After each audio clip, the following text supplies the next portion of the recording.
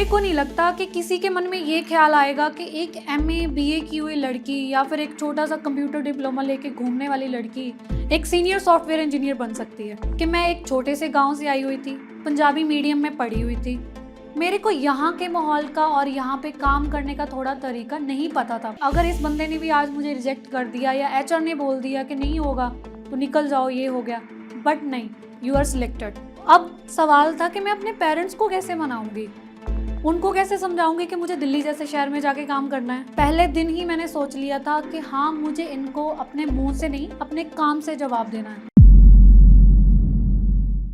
हमें शुरू से ही ये सिखाया जाता है कि अगर आपको इंजीनियर बनना है तो आपके पास इंजीनियरिंग की डिग्री होनी चाहिए, और सेम चीज़ हर जगह अप्लाई होती है। बट मेरे केस में ऐसा नहीं है। मैं आपको ये बताना चाहती हूँ कि कैसे एक बीए एमए की हुई लड़की आज टॉप की एमएनसी में काम करती है, वो भी आईआईटियंस के साथ बैठ के और एनआईटियंस के साथ बैठ के, और आज मैं उनके जितना ही कमा रही हूँ। हाय एवरीवन, मेरा नाम हरप्रीत कौर है। मैं एक सीनियर सॉफ्टवेयर इंजीनियर हूँ और मैं एक एमएनसी में काम करती हूँ।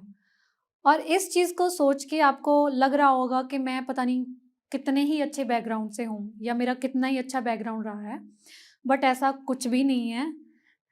मैं तो एक बहुत ही छोटे से गांव से आई हुई और डरी हुई, घबराई हुई एक वो लड़की हूँ जिसने अपने आप को बस संभाला और यहाँ तक पहुँच गई, अपनी बिना किसी टेक्निकल डिग्री के और घर के लोगों के या फिर सोसाइटी के ताने सुनते सुनते मैं यहाँ तक पहुँच गई। और मेरे को बोला भी जाता था कि तू इंजीनियर नहीं बनेगी, तू डेवलपर बन सकती है, बट तुम्हें कोई इंजीनियर नहीं बुलाएगा। तो मैंने बीए की हुई है, वो भी एक आर्ट्स बैकग्राउंड से हो गया, और फिर मैंने एमए की जो कि मेरी पॉलिटिकल साइंस में है। तो मेरे को नहीं लगता कि किसी के मन में ये ख्याल आएगा कि एक एमए बीए की हुई लड़की या फिर एक छोटा सा कंप्यूटर डिप्लोमा लेके घूमने वाली लड़की एक सीनियर सॉफ्टवेयर इंजीनियर बन सकती है। आईआईटियंस के साथ बैठ के काम करना या फिर एनआईटियंस के साथ बैठ के काम करना, जिनकी बैकग्राउंड बहुत वास्ट है, जिनका एक्सपीरियंस, जिनके कॉलेज के एक्सपीरियंस या फिर उनके प्रोजेक्ट करने का तरीका, उनका दिमाग, उनकी डेवलपमेंट जो हुई है, उसके कहीं भी आसपास नहीं था मेरा कंपैरिजन।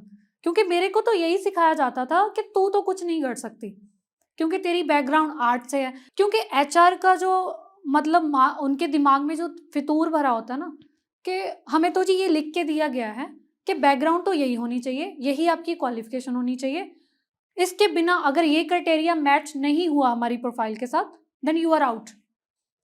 तो मेरे साथ भी कुछ ऐसा ही हुआ। मैंने बहुत सारे इंटरव्यूज़ दिए। मुझे याद है कि मैं जब एक बार एक बहुत बड़ी कंपनी में एमएनसी में ही काम जॉब के लिए गई थी, इंटरव्यू के लिए गई थी, जॉब इंटरव्यू के लिए। तो वहाँ पे क्या हुआ, मुझे एचआर ने बुलाया।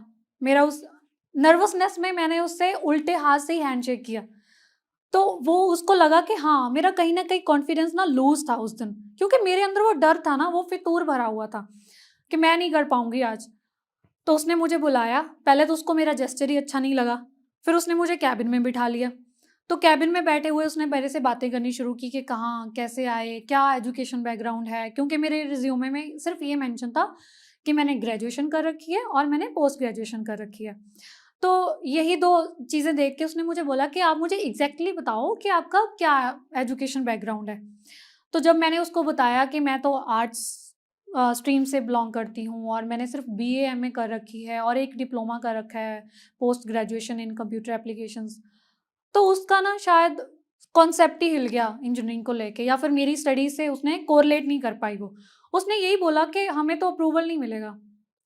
आपको पता भी है कि ये जो टेक्निकल राउंड है ना, ये तो सिर्फ या बीटेक वाले या फिर एमसीए वाले क्लियर कर सकते हैं। आपका कोई आस-पास भी आपका लेना-देना नहीं है। देन आप जा सकते हो। तो उस दिन मुझे बस ये अंदर से यही लग रहा था कि हाँ, शायद मैंने कहीं न कहीं गलती कर दी है। क्योंकि एक तो पहले ही पेरेंट्स मेरे थोड़े वो थे कि हाँ, ये बड़े शहर में जा रही है, ये इंटरव्यूज़ देने जा रही है, पता नहीं क्या हो जाएगा कल को, हम लोगों को क्या जवाब देंगे जब वो पूछेंगे कि हाँ, आपने तो बेटी को भेजा था बाहर पढ़ने के लिए या फिर जॉब करने के लिए, तो क्या हुआ उसके साथ, या फिर क्या मतलब आप क्या सोचते हो उसके लिए? तो ये सब चीज़ें तो दिमाग में ऑलरेडी थी। वहाँ से मैं इंटरव्यू तो हुआ ही नहीं, इंटरव्यू तो छोड़ ही दो आप। एचआर ने मुझे मना कर दिया, मैं वहाँ से बाहर आई। मैं घर आ गई और मैंने आके रोना शुरू कर दिया। तो रोते-रोते ना, बट मेरे ना उसकी जो वर्डिंग थी ना, मेरे दिमाग में कहीं न कहीं वो अंदर चल रही थी कि हाँ, ऐसे कैसे बोल सकती है? क्योंकि मैंने ना, जब मैंने एमए कर रही थी या फिर मैं बीए कर रही थी, तो मुझे कंप्यूटर प्रोग्रामिंग लैंग्वेजेज़ में बहुत इंटरेस्ट था। तो मैं बहुत ही लो लेवल की जो सॉफ्टवेयर डेवलपमेंट होती है ना, मैं वो करती थी। मेरे को अपने आप पे कॉन्फिडेंस था, बट हाँ, उसकी जो वर्डिंग थी वो मेरे अंदर घुस चुकी थी। मेरे को यही लगा कि हाँ, अब मैं नहीं कर सकती। हो सकता है मैं बीटेक वाले लोगों से कम्पीट ना कर पाऊँ, हो सकता है कि ये जगह ही, ये फील्ड ही ऐसा है जो मेरे से कोरिलेट नहीं कर रहा। तो मेरे को यही लग रहा था कि घर पे रिश्ते आने शुरू हो गए हैं, तो हो सकता है कि घर वाले शादी ही करवा दें। और कहीं न कहीं मुझे ये भी लगने लगा था कि शायद मेरे घर वाले सही बोल रहे हैं, कि मुझे छोड़ देना चाहिए ये सब, कि क्यों मैं इतना धक्के खा-खा के पहले वहाँ से कलेश करके मैं घर से निकलती हूँ, फिर इंटरव्यू करती हूँ, इंटरव्यू वाली जगह से रिजेक्ट होके मैं वापस घर जाती हूँ। तो ये सब मेरे लिए एक, कह लो कि मेरे लिए एक बुरा इंसिडेंट, क्या मतलब बहुत बुरे एक्सपीरियंस से मैं गुज़र रही थी। मैंने सोच लिया था कि शायद अब मेरी ज़िंदगी का नेक्स्ट स्टेप मेरी शादी ही है। बट सडनली एक दिन क्या हुआ, मैं सो के उठी, मेरे मुझे कॉल आया। तो उन्होंने मुझे ये बोला कि हमने आपका ना रिज़्यूमे देखा है नौकरी पे। ये कॉल हम आपको इसलिए कर रहे हैं कि हम चाहते हैं कि आपके साथ एक टेक्निकल राउंड किया जाए। तो उस एचआर की बात सुन के मेरे को लगा कि हाँ, शायद मेरे को एक मौका और देना चाहिए अपने आप को, तो मैं चलती हूँ।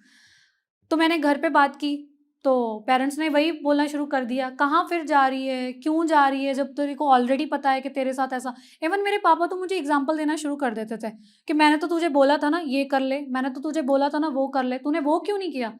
तो आज क्या फ़ायदा है इतना मेहनत कर के जाने का? तो कर-करा के मैंने जैसे-तैसे उनको मना के मैं वापस इंटरव्यू देने के लिए आई। तो इंटरव्यू देने आई, तो मैं वहाँ पे बैठी हुई थी रिसेप्शन पे उनके। तो उन्होंने मुझे बोला कि हाँ जी, बोलिए आप क्यों आए हैं? तो मैंने बोला आज मेरा इंटरव्यू है। तो ऐसे करके ही उन्होंने मुझे अंदर बुलाया, मेरा इंटरव्यू राउंड शुरू हुआ।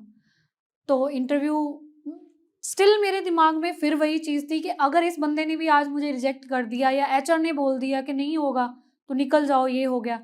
बट नहीं, मेरी सिलेक्शन हो गई, मेरा टेक्निकल राउंड क्लियर हुआ, मुझे एचआर ने बुलाया कि आपका राउंड क्लियर हो गया है, बट हम आपको कॉल करेंगे, हम आपको बुलाएँगे जॉइनिंग के लिए। बट फिर वहाँ पे फिर वही खटक रहा था दिमाग में कहीं न कहीं कि हो सकता है कि इसने मुझे बोल दिया है, वही पिछली वाली कंपनी वाला इंसिडेंट होगा, घुमाएगा फ़ोन कर के।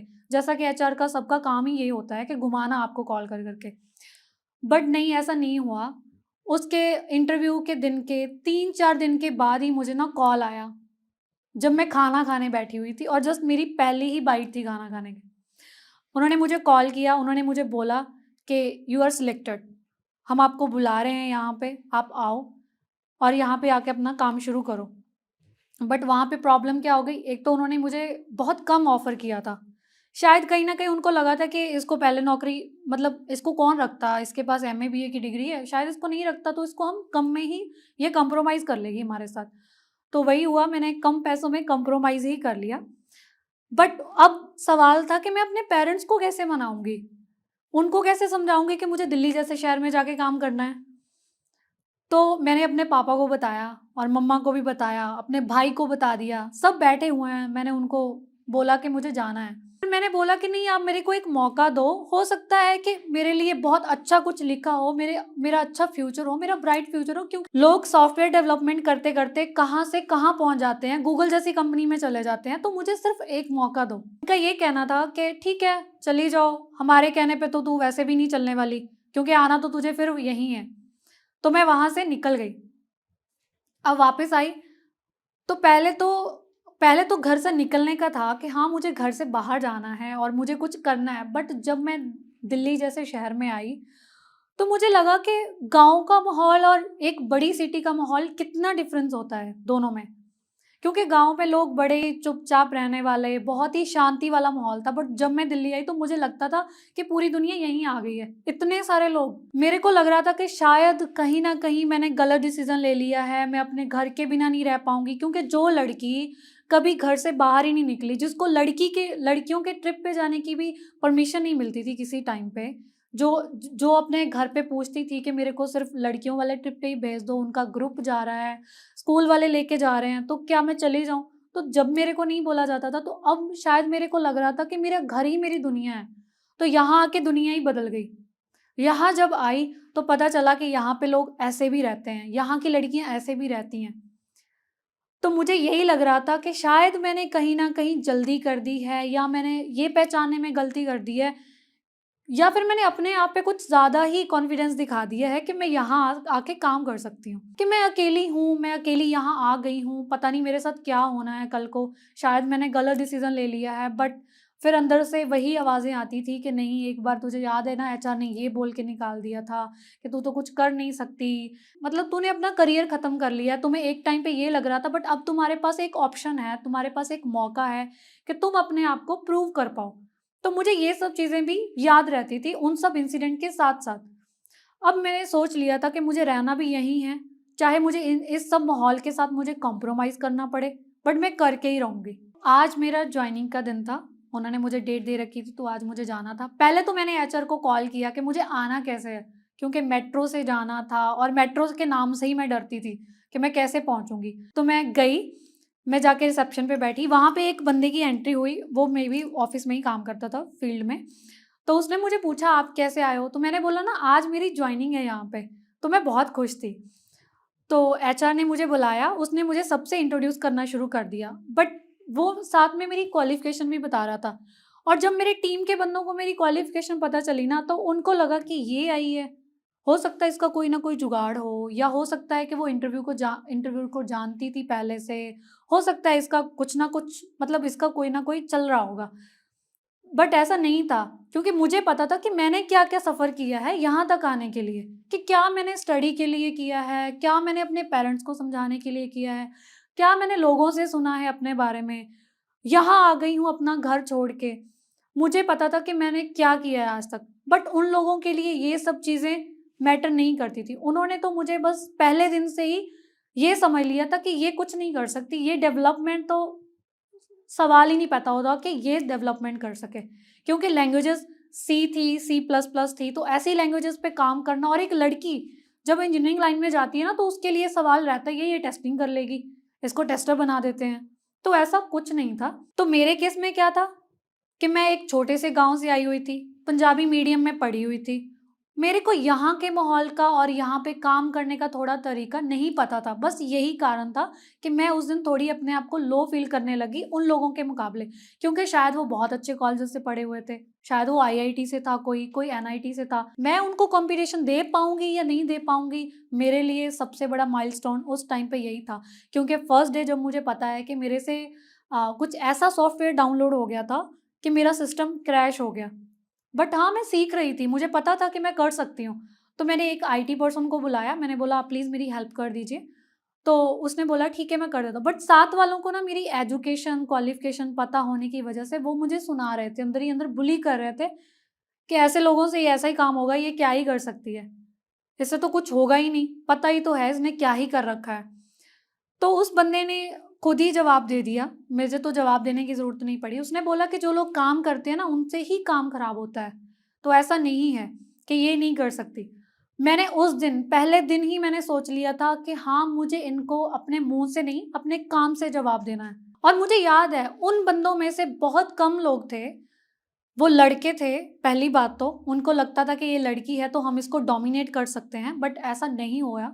और वो बोलते भी थे, मैनेजर को जाके भी बोलते थे कि ये काम नहीं कर सकती, आप इसका देखो, ये क्या करेगी। तो मुझे ज़्यादा से ज़्यादा काम चाहिए था उस टाइम पे, क्योंकि मुझे अपने आप को प्रूव करना था। तो कंपैरेटिवली उन लड़कों के, उन बीटेक किए हुए लड़कों के, या फिर वो आईआईटी से पढ़े हों या फिर एनआईटी, मेरे लिए मैटर नहीं करते थे। मैंने अपने काम से उनको जवाब दिया और मैं यहाँ तक पहुँची। अपने आप पे विश्वास होना बहुत ज़रूरी है। ये बात तो मैंने समझ ली है अपने पूरे एक्सपीरियंस से। एक गाँव से उठ के और यहाँ तक आना, इस सब में कहीं न कहीं आपका सेल्फ कॉन्फिडेंस बहुत मैटर करता है, और उसी कॉन्फिडेंस के साथ ना आप अपने आस-पास के लोगों को और अपने पेरेंट्स को या फिर अपने रिश्तेदारों को ये विश्वास दिला सकते हो कि आई कैन डू एनीथिंग।